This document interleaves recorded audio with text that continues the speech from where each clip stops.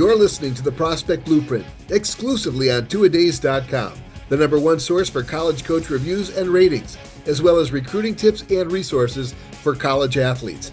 Have a coach you'd like to leave a review for or research before you make an expensive decision? Only at twoadays.com.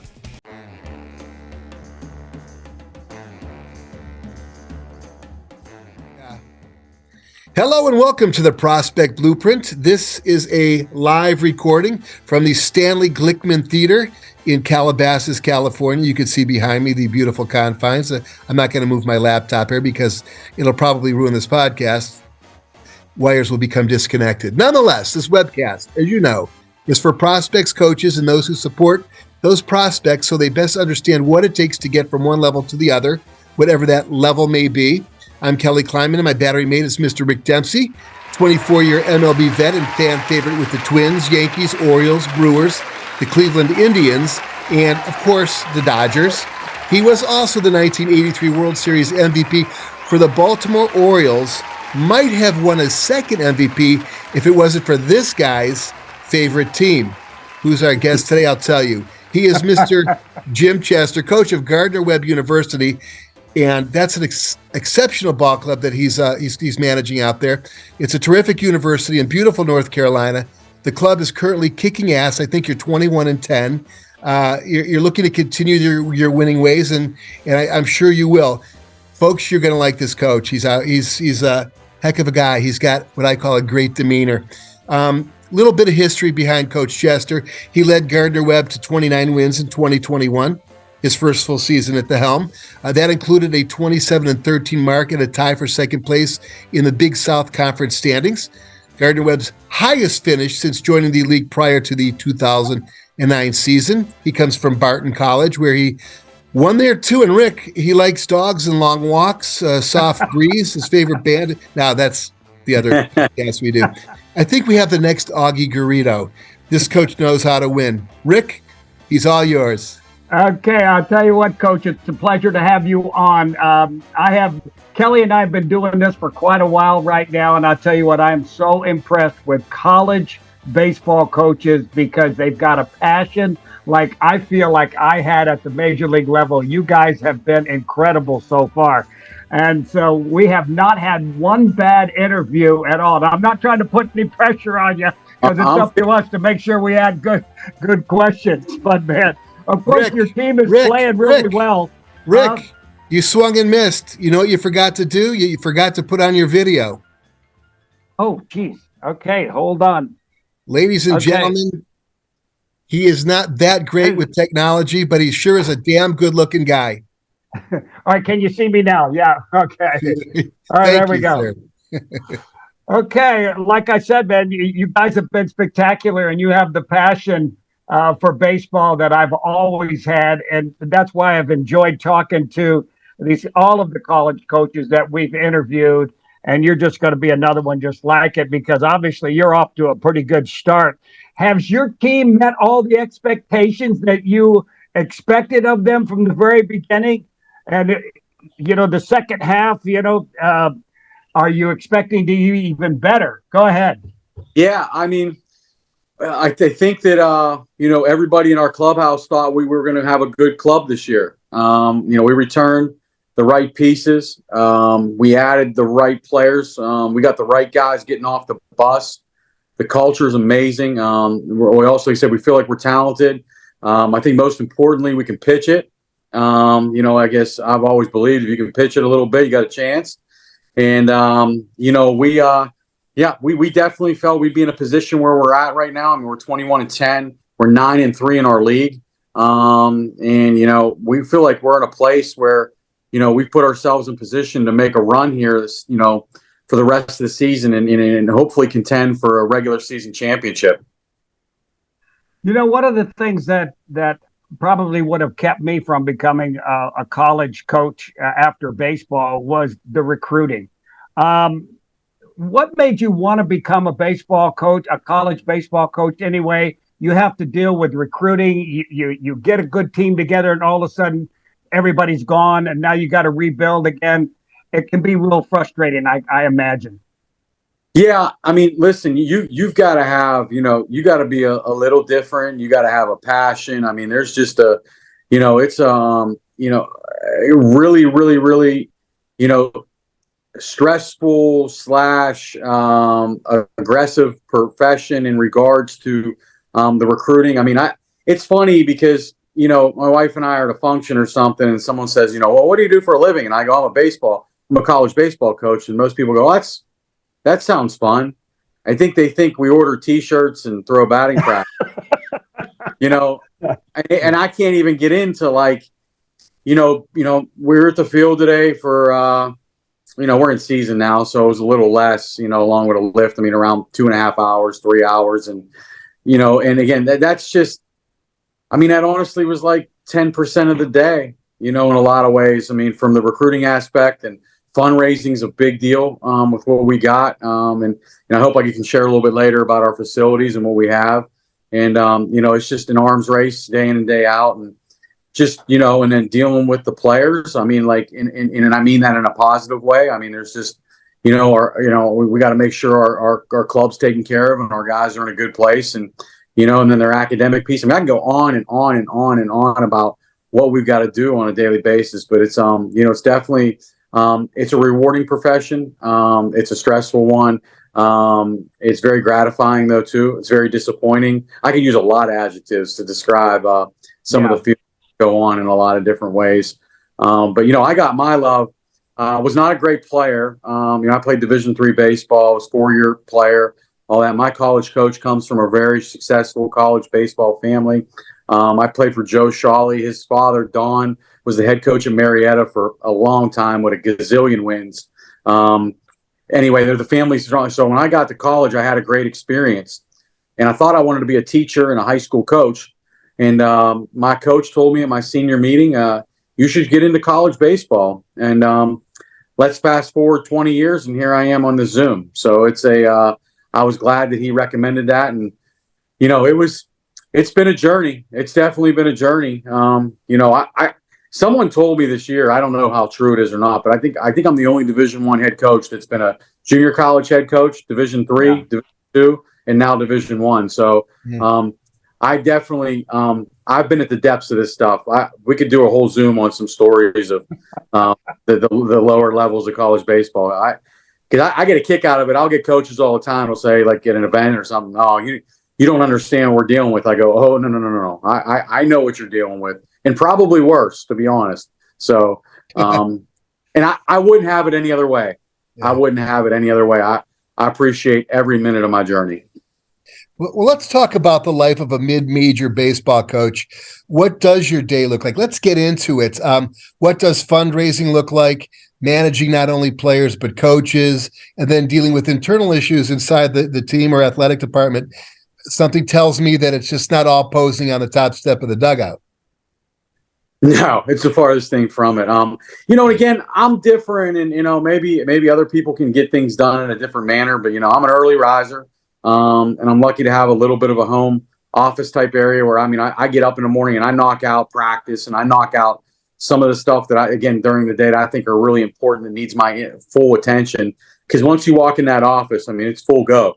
You have to be fully accessible to all 40 of your players. I'm lucky to have 6 other staff members, plus the other entities on campus and other areas, and doing the things that we need to do to make sure that we're running where we need to be and doing what we need to do. So I start early, and I put about 90 minutes in at home before my kids get up, and then I'm able to get them to school and then my son to daycare, and then I go and I get in the office around 8 o'clock every day, maybe a hair later, and then and it's go. The fundraising piece is so big. I know for us it is. I know some places people got to really fundraise. Some people they don't. It just all depends. Mid-major coach has got to be a good fundraiser. We just opened up a $500,000 indoor facility. It's our weight room, 4 cages.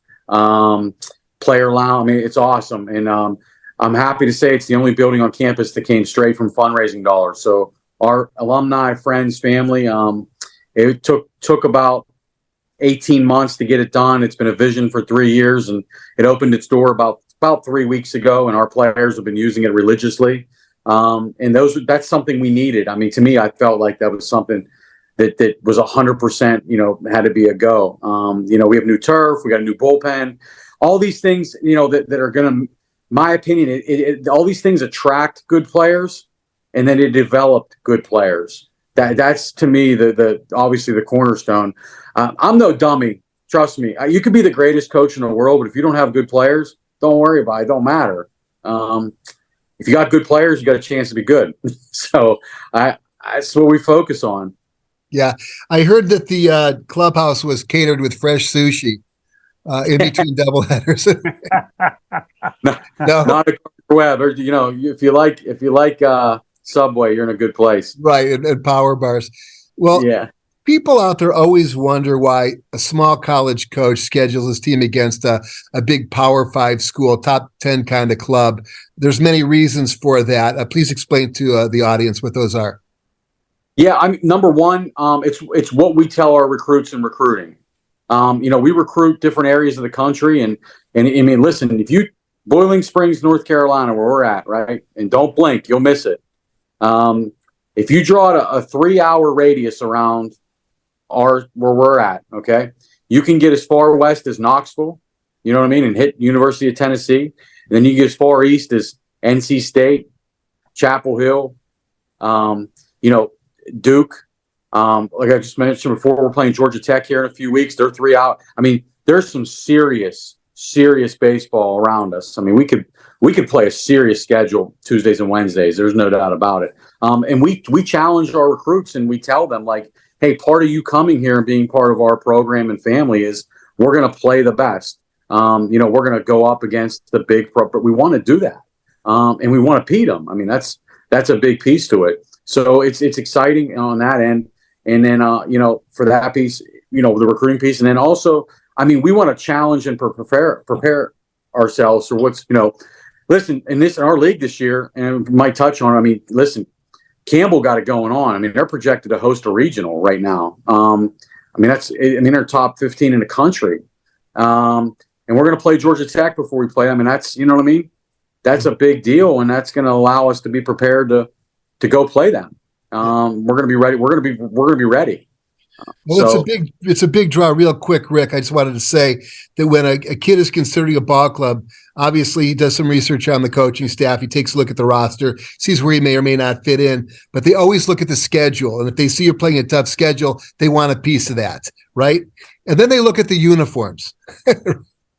The uniforms it's okay, good schedule, good uniforms. The fields kick ass. I like the coach we're in. And by the way, before we get into any more questions, because Rick's on deck here, look at the shirt that the young JJ, look at young man's wearing. Yeah, is Pittsburgh. Oh, geez. And that's because Dad grew up a Pirate fan. Rick, you got a Pirate story. You told me earlier. I do. I mean, I got stupid Jimmy back in the days when the Orioles were playing the Pittsburgh Pirates and Chuck Tanner was managing the team. They introduced everybody in game one. You line up down the first and third base line. So I went up to shake hands with Earl Weaver, and I looked over at Chuck Tanner, and I said, Chuck, if you want to get it over with quick, I said, every time you get one of those speed demons you got on, let him try to steal. So he sent the first 3 guys that he had up there, and I threw them all out. And then all of a sudden, he got smart, because we had them beat. We were up 3-1, and we had them beat. And the next thing you know, they stopped running. They stopped giving you. You know how important every out is when you're behind in a title bout like they were. They stopped giving me those outs by trying to steal bases. And the next thing you know, they were the best offensive team in baseball at the time. We were pretty much shutting them down. They started to get that momentum back. And then, oh, my God. The light went on, and I said, you know what? They're not running anymore. So here I go opening my big mouth, and Chuck Tanner stops running. The next thing you know, they come back and win the last 3 games and beat us 7, in the 7th game. So that's my Pittsburgh story. But I'll tell you what, you love Willie Stargell. He was a great man and a great player, and I can't take anything away from him for hitting that game-winning home run in that 7th game. Yeah. Wish it's the last time. I hate to use the word "we" because I'm not really involved, but the last time as a fan, we were in the World Series, and I'm patiently waiting. I listen. Pirates are off to a good start this year, so I'm on the bandwagon. I don't like calling the bandwagon, but I'm on it. I'm ready. We're going to the World Series. That's what I tell our players every day. I said, Pirates are going to World Series. They laugh at me, but it's part of being a fan, right? Part of being a fan. You got to believe. There is no doubt about it. You have to believe. Amen. Yeah. Amen. Well, Jimmy, let me go. You were talking a little bit previously. You were at Division III. You moved up to Division II. You moved up to Division I. So you must be doing something right because you're successful again. I mean, now is that the time in the season when you start evaluating your team, and you have to start looking for some impact players that are going to help your ball club down the stretch. And like you say, you're no dummy. Your record proves it, and your success proves it. What are you going to be looking for now in the second half that's going to get you maybe to the finish line where you want to be? I think the biggest thing is staying healthy, right? And I'm really lucky on our staff. Like, listen, you're only as good as the people around you. I've learned that a long time ago. So I'm really blessed to have a great coaching staff.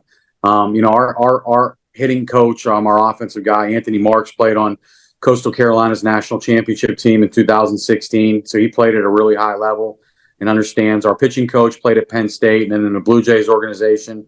Those guys have played a high level of baseball, and they keep me. I like to say it keep me in check a little bit because to understand what we need to do. And I hate to call him a little bit of a whistleblower. I'm an old school coach. I believe for what we get out of what we do is how hard we work.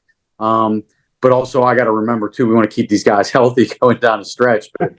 But we won a great game last night, 3-1. We threw 8 guys. They were lights out. We played a pretty good game, but I don't know when you're watching a game. I saw about 8 or 9 things we did wrong, and I wanted to correct them all today. But it was probably more important to be a little more rested and get some, and get our guys' bodies where they need to be more than drilling them with ground balls and fly balls and running bases and all that type of stuff. So I've learned to really, we got to take care of our players, and our strength coach does a great job, and we've got an outstanding routine from a mobility, flexibility, strength component to keep our guys healthy. And that's the most important thing for me down the stretch is, we've got some really good players, and they're going to be hitting stride. We feel like they've kind of been building up for their stride, and the whole goal is to play well at the end of the year, right? It's like in any level of baseball, the team that's playing the best strong wins, and I want our guys to be healthy,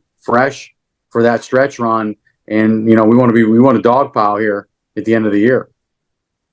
You touched earlier too on you talked about fundraising. That would be something that is so tough for me, asking people for money. But you run a lot of good summer camps and everything. Are a lot of your players, do they come from those summer camps? Tell me a little bit about that part of the program. Yeah, so the twofold, the fundraising piece. So I take it on 100%. I think it's my job. I've learned I actually don't have any problem asking anybody for money, but again, I really, it's different where, I'm a visionary. I'm a big visionary guy. Like I have big dreams, visions. I got, things that we want to accomplish in our program.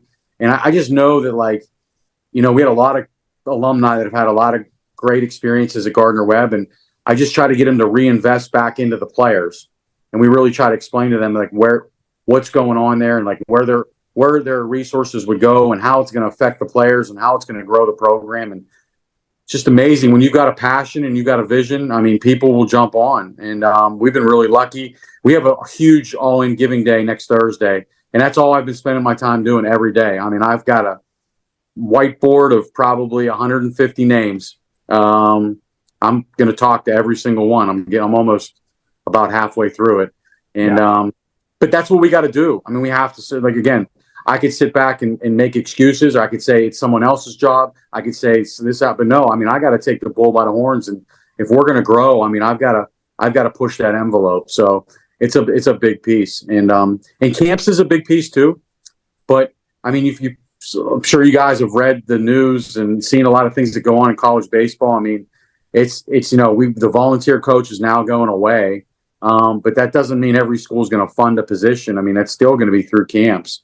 So, we give a majority of our camp money to our assistant coaches. And they, we got to keep guys, they're working for nothing. And, I tell them, like, you got to have a story.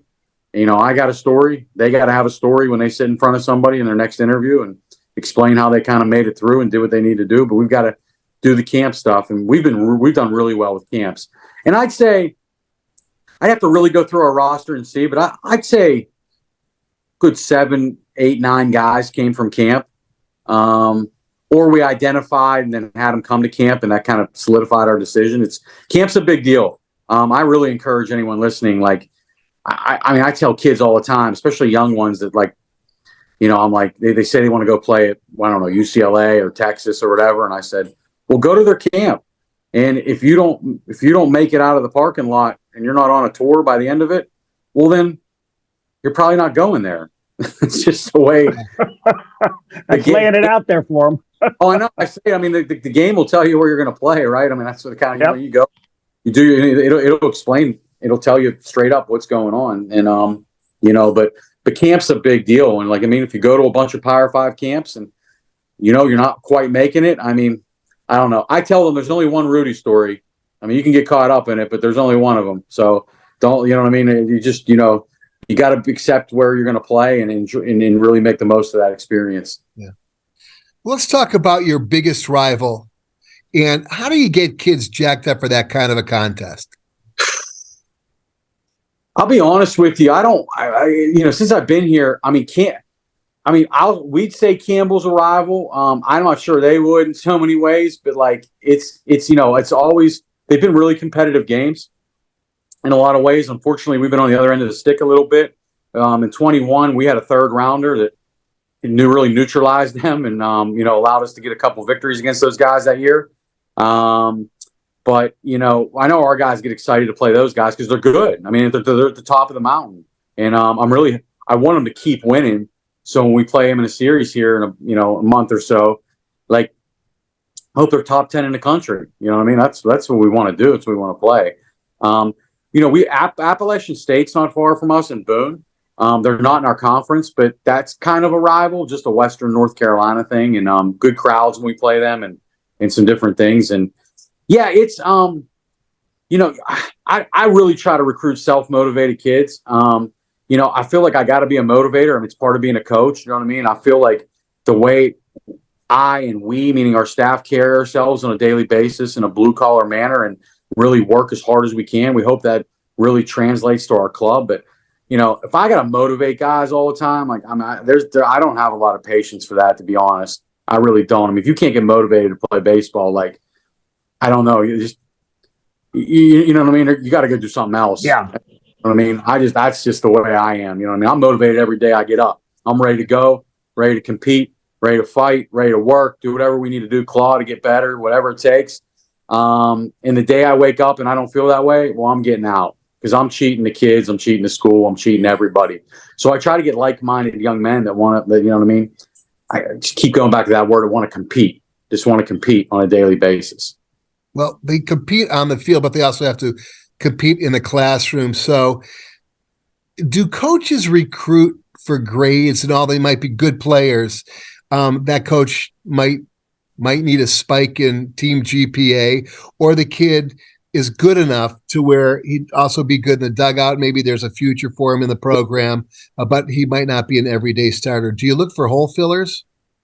Yeah. In so many ways. I mean, listen, we try, and this is the whole goal. When we recruit somebody, we recruit them with the premise that they do something that will help us win a baseball game. Okay. Whether it's how they run, what they can do at the plate, is there that type of athlete?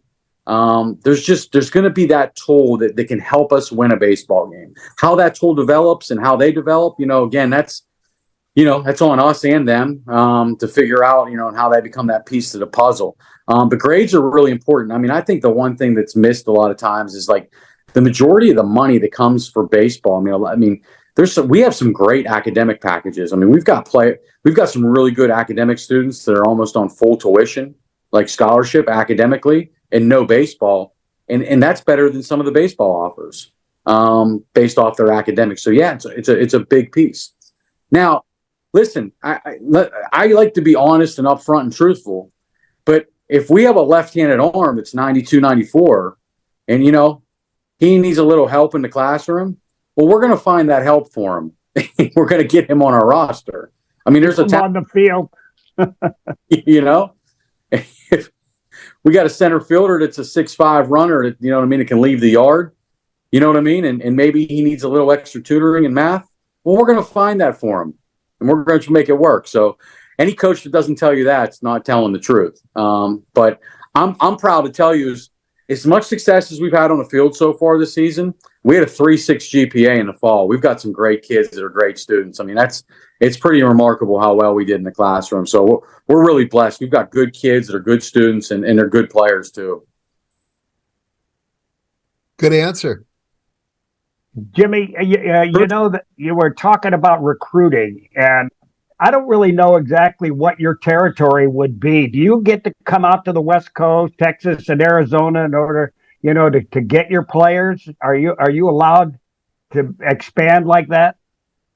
Yeah, we can. I mean, I'd be really honest. We don't have the resource a lot of times to get out and see somebody even once, you know what I mean, on the West Coast. Yeah. We have to really utilize our resources. And listen, I mentioned a little bit about, like, just in the state of North Carolina, some of the programs that are in our place, around our place. I mean, just from the East Carolina to Duke to North Carolina, NC State, they said go on and on and on. I'll be real with you. I mean, a lot of kids don't wake up every day and go, I want to go to Gardner, Webb, that live in North Carolina. I mean, they want to be a Tar Heel. They want to join a Wolfpack. They want to I understand some of that. The success we've had has been in the Northeast a lot of ways. We do have really good Southern players. Don't get me wrong. We have some North Carolina kids that have developed. They're great and they're awesome and they love the program. But, it's really tough for us to compete with all the other programs in our state. So I'm from the Northeast. We had a third rounder from Pittsburgh 2 years ago. That's going to make us. We hope he's in AAA right now. He's going to make a major league debut this year. We also, our Friday starters from Massachusetts. He's going to be a draft guy. Our Saturday starter this year is from Pittsburgh. We feel like he's going to be a top 10 round pick next year. So, I mean, that's where I was born and raised and did a lot of my career. So we recruit a lot of kids that want to get to this climate too. And but we'll recruit coast to coast. We've got players from everywhere. But if I'm, there's a lot of fluff out there right now, right? Like with these events and tournaments, and I mean, it's unbelievable, right? Like it's just I can't even keep up with all of it. All I know is I've been doing this 20 years.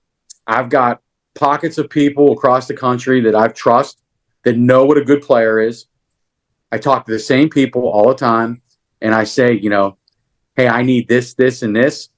And they've been coming through for a long time. And again, that's probably why we've won a few more games than we've lost is, we've got some good players and I got some trust. Yeah. We also recruit South Florida very hard. Our catchers from South Florida, our center fielder is. There's more players in that area than there are roster spots. There's only so many kids that can go to UM or some of that. And so we recruit that, and there's some really good players that got chips on their shoulders that want to play Division I baseball, and we've had a lot of success in South Florida too. But with all of that, I mean, do you use the portal? I know Kel, my partner Kel, he loves that portal. He always talking about the portal challenge and everything. But is that a good for you? You can get a lot of players are playing musical chairs, and they're all over the darn place. But like if you know all the good names, then you know exactly where to go. How do you use the portal? Extensively. Yeah. Yes. I mean, I'm on it every day. I'm on it every day. In fact, I was on it about a half hour ago. It's our best players have came from it. I was just talking a little bit before you jumped on. During the national anthem the other day, I kind of just did a quick count, and I was looking at who was starting that day and what we had going on. We had 5 high school players and 4 transfers out on that field to start the game. I really believe that you need to be 55, 45, or somewhere in that vicinity of high school player transfer. I think at Gardner Webb or our level. I think if we recruited all high school players, we wouldn't be that competitive. I mean, there's just a lot of misses. It's like scouting, right? I mean, it's really hard to get a kid at 17 and, you need them to be 21. and he's not. You know what I mean? You have to wait and project and see what he is. And what are we all looking for, right? The surest thing. And nowadays in college baseball, I mean, it's the closest thing to a sure thing is a transfer. You're getting somebody that's physically more developed and closer to their final product. There's not as much more projection. You kind of know what you're getting, and the lifeline on our jobs gets shorter by the day. We're paid to win now.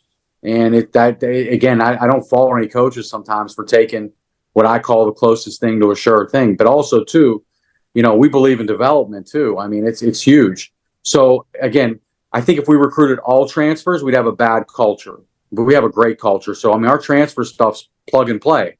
This year, our starting shortstop's a 1-year guy. He's a D2 All-American. He can really play. We needed a shortstop this year. So we went and recruited him and signed him, and he fit right in. And listen, with the way summer ball is and travel ball now and all that, I mean, the cohesiveness comes much quicker than it used to, in my opinion. Some people thought teams had to play together for 2 or 3 years. These guys are around each other for 2 or 3 days, and it's like they've known each other forever because of the social media and the messaging and the pictures. And right. It's different. It's really different. So when everyone says, like, or if anyone says, there's too many new guys and you can't gel, I think it's a bunch of nonsense. I think there's a lot of it going on in college basketball. You've seen across the country this year, teams, I think it's a little ridiculous to get like 5-6 portal guys and, try to win a league. I think it's tough, but I don't know if I've got a chance, like going into this season, we thought we were going to be good and we needed a couple pieces. I couldn't play freshmen in those spots. We would be 10-21. Yeah. Was the shortstop you were talking about Jacob McCaskey? Mm-hmm. Yeah, my kids played with him in Palm Springs. He's a good kid. Oh, really? Okay. Yeah. He knows. You could ask him, Casey and Cato Kleinman. He was there. That was a fun team, and I think that was the most fun they've ever had in summer ball. It was played a former minor league park that Rick probably played in during spring training out there in Palm Springs, right? It was the Angels' old spring training haunts. But absolutely. Hey, it's time for word association. I have a lot of fun with this. I need you could respond. It doesn't have to be one word. It could be yes, no, but it could also be a very quick little, first thought that comes to your mind. Sure. Are you ready? Mm-hmm. It's the fun part. Facial hair on a player. Yes. Players with big social media following. Absolutely. Players with wealthy parents. Double yes. I knew he was going to say. Panic level in the 5th year of a contract. 1 to 10. High. Not 12. Right. Grass or art? I love this. Grass or artificial turf? Turf. All day long. Are you a former infielder? I am, but I also am a former, I coached Division III baseball in the Northeast and Division II. Yeah. I'm a former groundskeeper too. Oh, Lord. And I've got stories and too much time and aches and pains. And everyone says, what's the best part about Gardner Webb? I go, turf. Turf. We're full turf. I haven't touched a rake in 4 years. Sweet. And I sit there, we're on the road, and those guys are out there breaking their backs, watering the field and all that. I go, you dummies. Like, what I mean? Sure. I don't know. Listen, there's a lot of satisfaction in getting the field ready. And there's days where I kind of like miss it, but as I'm getting into my mid-40s and like I don't miss it one bit. So I'm a turf guy. Turf. All. Infielders that pop the glove before throwing. No, negative. Big negative. Here's one, Rick, for us. Catchers extending their legs out to get under a pitch with runners on base. Not a fan. Do they do it at Gardner Webb? Yes and no. We have one that does, and we have one that doesn't. Yeah. And I'm a comfort guy, right? I think I told you a little bit about that. Yeah. And we haven't had any major mistakes because as soon as we did, like there'd be a major change. Yeah. Hear ya. Last one. Independent college advisors that charge to get kids on a roster.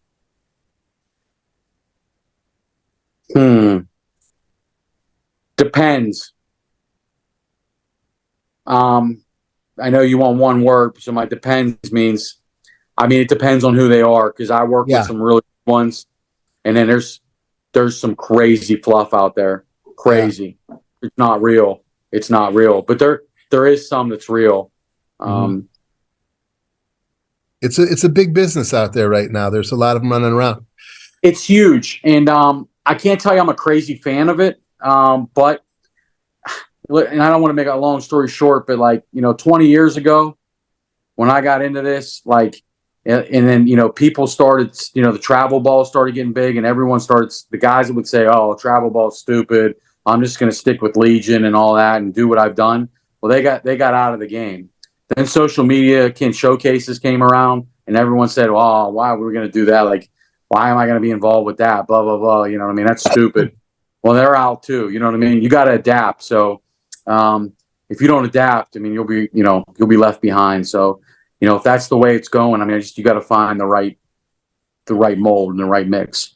Yeah, appreciate that. Before we get into Rick's last thoughts or questions, we have a little thing we call a player spotlight. I don't know that we did it last week when we had, who do we have? Mike Sosha. But we're going to throw it out there today. And these are players that they certainly might be committed, but some of them are uncommitted, and some of them are already playing the game. Number one would be outfielder Mike Mugen, 11 home runs, 409 hitter, 21 stolen bases out of Monterey Peninsula College, a D1 bounce back. He can run and has a rocket, and he leads California, the state of California, in total bases. Out of Central Florida, John Morant, 432 leadoff guy, with 11 home runs and 47 ribbies from that leadoff position. That's quite a lot of production. And a quick shout out to Charles Messino at Pepperdine, who had a big day versus UCLA with 5 RBIs. He's a natural lefty hitter. Should have a green light planted right on his batting helmet. He's that good, in my opinion. So a shout out to all of him. And then we've got Rick Dempsey's last thoughts or questions, words. What do you think? What do you think, Rick? Well, you know what? I loved asking all of the college coaches because, again, here we are interviewing a guy that's got the kind of passion in the game that I just love to hear about. You guys, you can tell why you're doing what you're doing. You can tell how much you love the game. You can tell why you're successful because you're kind of old school. And, I just don't like the way Major League Baseball is heading right now with all the stupid rules changes and things like that, and catchers going to one knee. Because I watch the games, I watch so many playoff games and World Series games and games during this, and catchers have to go to one knee all the time with somebody. You're inviting the stolen base, which puts more pressure on your pitcher. These are the kind of things that I don't believe they should be teaching at the college level. And I would think that most of the guys that we interview don't do it that way. If it happens at the big leagues, you can't do anything. But the guys teaching up there never played the game. And they're telling major league catchers how to go to one knee, and they're losing. You win at the college level because you do things right, but you lose at the major league level. And I just don't think it's right. What are your thoughts, Jim? Well, I kind of I've turned myself, he's talking about adapting, right? And so he's talking about I've turned myself into a hybrid. I'm a ball coach, right? I'm a field rat. I love being out there. I enjoy coaching. I enjoy challenging our guys. I enjoy watching development. I enjoy development through repetition. I enjoy watching the growth of a player, right? All these type of things. I think the numbers is there's a metric piece. I mean, I don't know.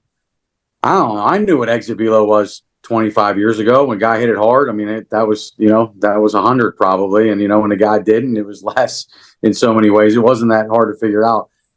Unfortunately now with recruiting, you have to have the metrical stuff. Because the kids have it, they know everything. And and our pitching coach all in on all this pitching stuff, and the kids love it and they get it. To me, it's like a video game, right? I mean, what are these kids glued to? I mean, we've got iPads and cameras and all this type of stuff. But I still believe in my gut. I still believe in the decision-making process is not fully off of what some computer printout tells me. I mean, it's about what I feel. I mean, I know our heartbeats better than anybody. I know what our kids can do and what they can't. And I don't care what some piece of paper tells me in so many ways. So again, we're still going to work and develop like through hard work and through repetition and through blood, sweat, and tears. I mean, that's been at the ground level of anything that I've ever done, and that's never going to change. And if it ever did, like again, I would probably step away. But I do believe that we got to have access to data and metric, but we don't need to like rely on it, if that makes sense. Right. We don't do that type of stuff. But again, like I mean, the game is changing. I mean, we have the pitch clock, we've got the pace of play clock, we've got all that stuff.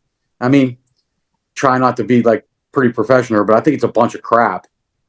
I mean, it's just I've seen this year. I mean, we've had instances where, I mean, we've had guys that had 1-1 counts and get banged on a strike. You know what I mean? You go from 1-1 obviously to 1-2. Yeah. It's a big deal, right? You know, we go 2-1 to 2-2. You kidding me? Like it's a peak. Like, and I don't think like umpires or people understand like the swings these counts make in a lot of ways. And like, there's some silly stuff going on. And again, I'm a lowest kind of totem pole, but like, I will tell you, again, this is funny to tell you. I'm a Major League Baseball. Like I follow the Pirates, right? I read about it every morning and stuff. But I am not like, I can't sit here and tell you the best 10 players in Major League Baseball. I'm not that kind of fan. Yeah. I don't watch like a crazy amount of it. I'm just so engulfed in what I do. Like it's tough. Like sometimes I want to get like, I just step away from it. When I step away from it, it's not watching a Major League game. And I can't relate completely to every rule that's going on. I don't know how much it's changed some things or what's going on or the pace. I don't even know. But I know in college baseball here, just over however many weeks it's been, there's been a little bit of a happy medium with this pitch clock and timing and stuff. There's kind of like, it was really extreme opening weekend. Crazy whistles blowing and stopwatches and craziness. But now it's kind of slowed down a little bit. Like there's kind of a medium because I think people are realizing like it's a little crazy. So yeah, it takes some adjusting. What's that? I was just going to say all these rule changes take some adjusting. Yeah. I'll just finish with Jim and say, I like the stats and the things that they give you to give you an advantage of dealing with certain players in the batter's box, that kind of thing. I like that. I don't like it written in stone because the one thing that computers can't analyze is game situation. And when you got that big guy up there and he's got you in the hole, and I was always thinking, where do I want him to get his base hit? On the ground the opposite way was the answer 99% of the time. The odds are still in your favor because 7 out of 10 times they make an out, and those are the best players on the field. So that was my approach. Sometimes it may have sounded negative that I was giving up the base hit, but I kept the big boy on the field and I gave him one base, which really happened probably about 65-70% of the time. And then all it did was set up a double play. And I felt much more comfortable trying to get that double play than trying to get that big guy out of there in a one-run game and trying to keep my pitcher in it. So, after 8 divisional titles and 3 World Series and plenty of great World Series runs, I felt like I was pretty successful with that kind of approach. And I just don't like the approach nowadays that they have where they're teaching these guys to uppercut. You probably see it at your level. They teach them to uppercut, and what they do, they'll hit that occasional home run every 15, 20 at bats. But, the batting averages are 150 and 160, and these guys are starting all the time at the major league level. There's just something not right about that. Teach them how to hit, and they'll hit their share of home runs. Yeah, there's no doubt that, home runs are mistakes sometimes. I mean, that's just, absolutely. Yeah. That's the way hit them when you're not trying. A little bit of the strategy, and you're just talking baseball right there, right? Like, I mean, I'm being honest with you. If you had that conversation with 90% of the high school players out there right now, they'd have no idea what you're talking about. they'd have right. no. You're right. They have no. Yeah, I'm being honest. It's not. I don't know whose fault it is. It's not the kid's fault. But I've been through 17. It's my 17th season as a head coach, and I've been through 17 falls. Falls are a big deal, right? Like, it's the development.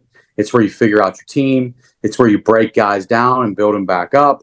It's to me, it's just as important as the spring. I mean, the fall is a big deal. I mean, it is getting a little harder each fall. I mean, I'm talking from secondary leads to hit and runs to sacrifice bunts to, I mean, it's stuff that you feel would be second nature is not. The fundamental, yes. Yeah, and I'll be honest with you, at the time we get with guys, we spend a lot of time. You sit out there for, an hour and a half going over sacrifice bunt. I mean, it's just like, I don't know. It's just there's some things there. It's like, hey man, like you should, you know what I mean? What was going on here for the last 17 years? Like, what was going, like, you know what I mean? I didn't bunt. I said, well, you do here. I said, so I said, get ready. You know what I mean? It is about winning, Jim. It is about winning. Yeah, you want to develop. That's your job. Develop that team. But that team ought to have it in their mind to be part of a winner, to win, W-I-N, not to worry about getting 3 hits a game or how well you do individually. It's a team sport, Win.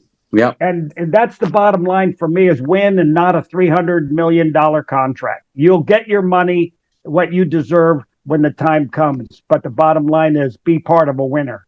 Yeah, well, that's what I tell I was the last thing I share. I tell our guy, I share with them all the time. Most of the time at the end of practice, I tell them all the time, like, I'm telling you, 20 years from now, you guys leave, you're going to come back here, alumni game, or you're going to meet up or do whatever. None of you are going to remember any of your stats. And if you do, I said, you're selfish. I said, but you're going to remember how many games we won, the big games we won, the dramatic games we won, and how we won them, right? Like, so yeah. What things were done late in the game? You know what I mean? The fundamental pieces, who laid down the bunt, who got the big hit, who made the big play, you know what I mean? Who did all like that? Those are the things you're going to remember, not the one game you had 3 hits and, 2 doubles or whatever. I mean, that stuff kind of goes away, at least in my mind it does, but I remember some of the few games that I played in college that we won, won a championship, did something. I remember all that verbatim, like, perfectly, but something you don't remember, you know what I mean? That's what, but kids don't understand that till they get out and down the road, you know what I mean? That's Yeah. Well, that's about all the time we have for today. If you want to find where we have this particular webcast in its entirety, we are now homing. Our home field is it's 2adays.com. 2adays, ADAYS.com. It's the only resource online where you can actually rate and review a coach, or go and review the coach's ratings yourself. As you do that, all important research to find out where you might end up. It's an expensive decision, so you want to give yourself as much information as you possibly can before you make that decision, as well as get other valuable resources in your recruiting journeys. From the Stanley A. Glickman Theater in beautiful Calabasas, California, that's about all the time we have today. Again, thanks to Coach Jim Chester of a wonderful college and a fantastic baseball program. Recruits, take a look at it. It's Gardner Webb. They are the Bulldogs. It's Gardner Webb University. And, of course, the one and only Rick Dempsey. We want to thank you. And follow us, retweet us, and comment. We are the Prospect Blueprint. Thanks for watching.